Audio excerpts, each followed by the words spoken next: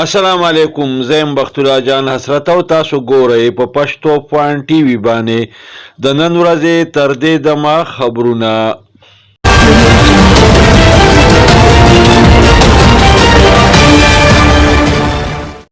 د ټولو اول سر خبرونه.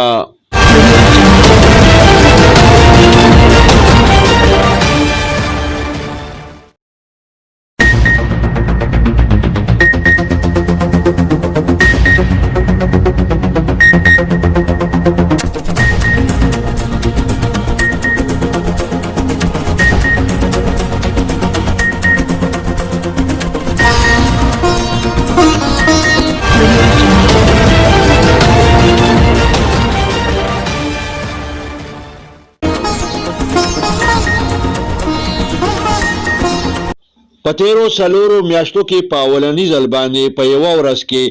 د کرونا وایرس د ټولو نه زیات کیسونه ریکارډ شوي دي. په باجوړ کې چې څنګه د کرونا وایرس ټیسټونه پازیټیو راله، نو دغه رنګې په تعلیمي ادارو کې سپری شروع کړی شوه.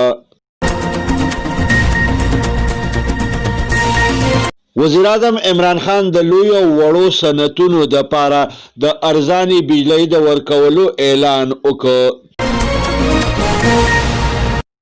د خیبر پښتونخوا وزیر اعلی د یو عام سړي په شکایت باندې په کوهاټ کې د پوره تاڼې عمله معطل کړه. وزیر اعلی د سیاحت د محکمې د ګرځنده لایبررۍ افتتاح وکړه.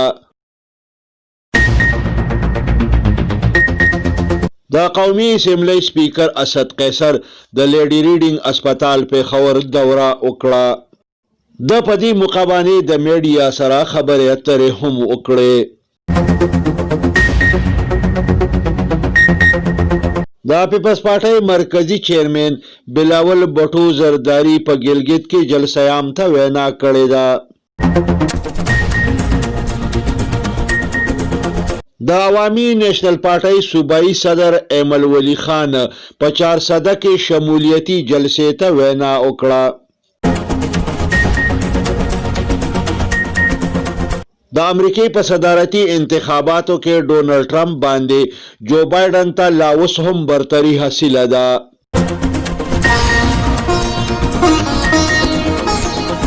بلې خواته کتونکو تاسو د پولینګ په سلسله کې سرګرمۍ په سکرین باندې په دې تصویر کې وینئ.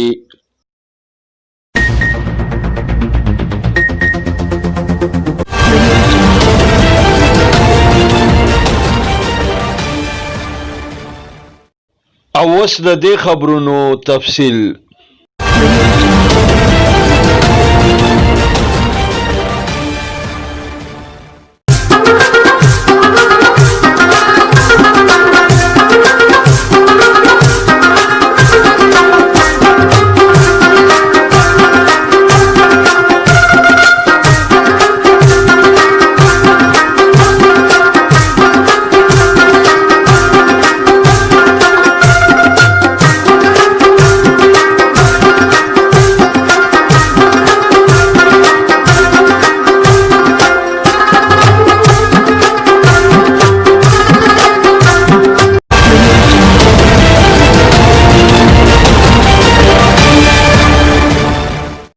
د راغلو اطلاعاتو مطابق په تیرو څلورو میاشتو کې په اولني ځل باندې په یوه ورځ کې په ملک کې د کرونا وایرس د ټولو نه زیات کیسونه ریکارډ شوي دي.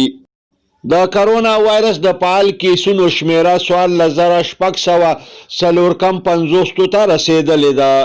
په تیرو 24 غنټو کې د کرونا وایرس له کبله 18 نور کسان مړه شوي دي.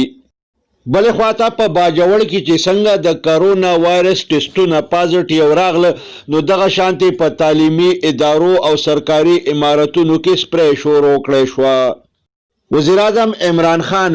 د اضافي بجلۍ د خرڅ په صورت کې د لویو او وړو صنعتونو دپاره د بجلۍ د ارزانولو اعلان وکړ. د اضافي بجلۍ خرڅ کولو په صورت کې به وړو صنعتونو ته 50% ارزانه بجلي او غټو صنعتونو ته 50% ارزانه بجلي ورکول کیږي.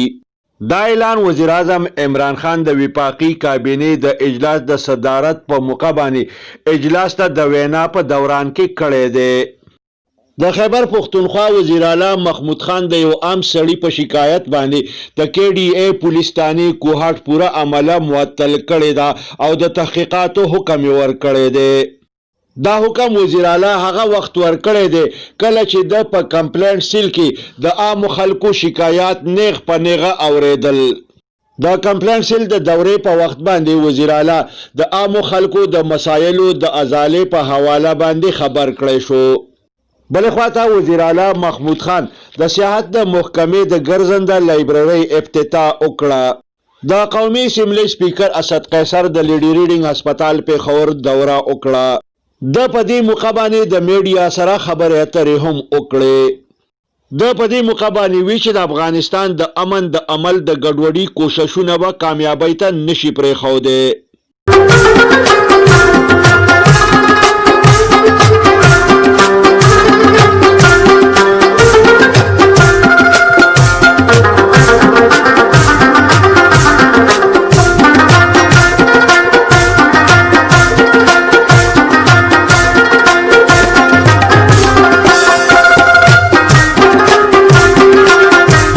د پیپلز پارټۍ مرکزی چیرمن بلاول بټو زرداری په ګلګت کې یو لوی جلسه عام ته وینا کړې ده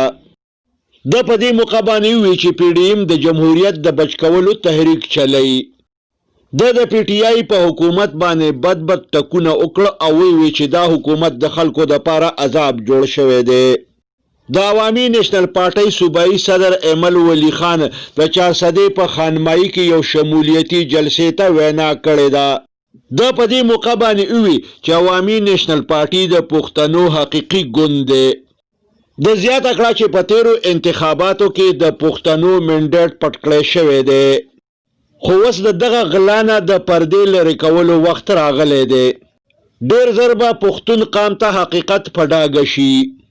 د امریکې په صدارتي انتخاباتو کې په ډونالډ ټرمپ باندې جو بایډن ته لا اوس هم برتري حاصله ده بل خواته ډونالډ ټرمپ د خپل بیلات ویره ظاهره کړې ده د ویلي دي چې زما خلاف سازشونه کیږي او زما د ناکامۍ کوششونه جاری دي کوم چې با په یو صورت باندې زه کامیابی ته نه پرېږدم بل خواته کتونکو په سکرین باندې تاسو په دې تصویر کې د امریکې د صدارتي انتخاباتو سرګرمۍ ګورئ یوې خواته جو بایډن د خپل کلی د خپلو ګاونډیانو سره خبرې اترې کوي نو بلې خواته میلا ټرمپ اوټ پول که او واپس روانه ده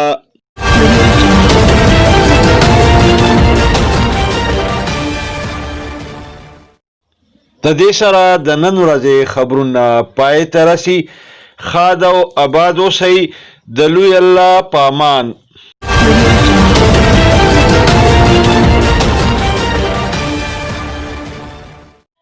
پښتو پوینټ ټي وي سبسکرایب کړئ د ټلۍ په بټن ګوته کېدئ او دغه رنګې دا خبرونه کتل د خپل ژوند معمول وګرځوئ